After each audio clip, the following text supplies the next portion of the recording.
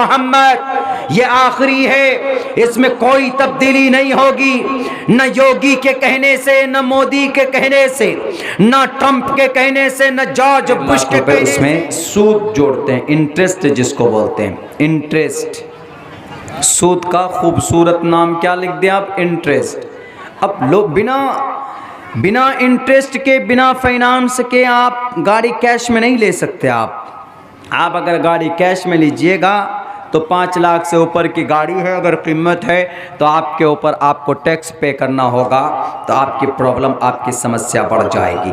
अब एक साहब बोलता है कि मौलाना देखिए ना, हर जगह पर अब यही सिस्टम है, तो अब एक काम कीजिए कि जो सूद है, जो हराम है कुरान में, अब मजबूर हैं हम लोग सूद देना और सूद लेना, खाना एंड खिलाना। इसीलिए अब जो सूद की हुर्मत है, सूद की जो आयत है, अब उसको पोस्टपोन कर दिया जाए। यूं कहा जाए कि उमूम बलवा, लोग सब इस पर अमल करने लगे हैं, लोग सब सूद खाने लगे हैं, इसीलिए हम इस पर अमल नहीं कर सकते।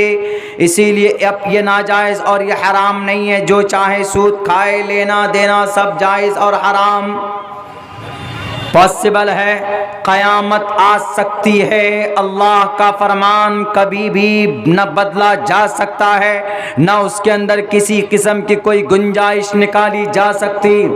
अल्लाह ने 2 टोक लफ्ज़ों में कह दिया, अहल्लल्लाहुल बैअ, अल्लाह ने हराम हलाल करार दिया खरीदो फरोख्त को।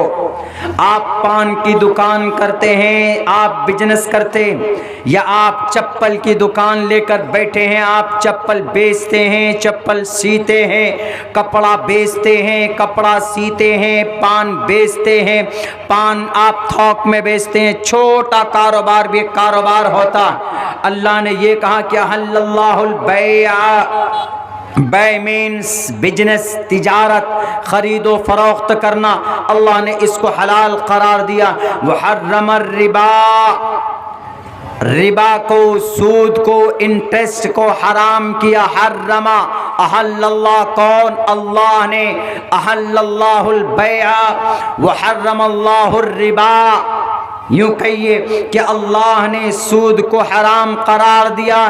चाहे वो ये जियो फाइनेंस वाला हो, रिलायंस फाइनेंस वाला हो, या टाटा फाइनेंस वाला हो। ऐसा नहीं है कि ये टाटा जनाब सारी बड़ी गाड़ियां टाटा के अंदर से बनकर निकलती है, बड़ा ताकतवर है, बड़े पैसे वाले हैं ये टाटा।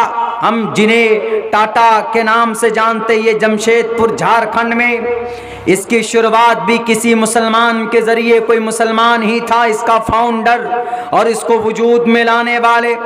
चेंजिंग होती गई, तब्दीली होती गई। इसका ये मतलब नहीं कि टाटा वाला हमको फाइनेंस दे रहा है, इंटरेस्ट दे रहा है, ले रहा है तो इनके नाजायज़ और हराम, नाजायज़ और इसकी हुर्मत ख़त्म हो गई, जायज़ बिल्कुल नहीं। अगर इस ज़मीन के ऊपर ये लोग क्या, अगर सारे मुस्लिम दानिश्वरान, सारे पढ़े लिखे लोग, सारे मास्टर्स, सारे प्रोफेसर्स, सारे उलमाए कराम, सारे हजरात कुर्राए कराम, हुफ्फाज कराम भी अगर यूं कहे कि नहीं, अल्लाह तबारक व तआला का कानून जो कुरान में पहले था अब उसके अंदर तब्दीली की जा सकती है, कभी नहीं हो सकता। क़यामत की सुबह तक, क़यामत तक लाखों करोड़ों कोशिशें कर ले दुनिया, लेकिन रब्बे जुल जलाल का जो फरमान है, रब्बे जुल जलाल का जो अटल फैसला है, अल्लाह तबारक व तआला का जो कानून, जो संविधान, अल्लाह के नबी अलैहिस्सलाम को आखिरी तौर पर यूं कहा कि ऐ मोहम्मद ये आखिरी है, इसमें कोई तब्दीली नहीं होगी।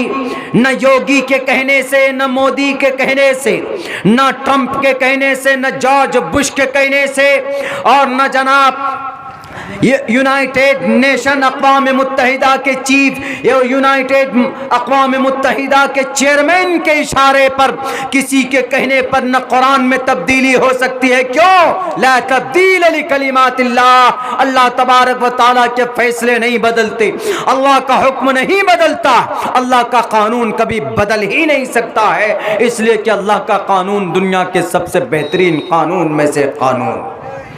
दुनिया के इंसानों की लिखी भी हाथों से कानून पर अमल करते हैं लोग, लेकिन हम और आप वो खुशकिस्मत इंसान है कि जो अल्लाह तबारक व तआला ने जो कानून बनाया है हम उस पर अमल करते हैं। तो इस ज़मीन पर अल्लाह के कानून से बेहतर कोई कानून नहीं।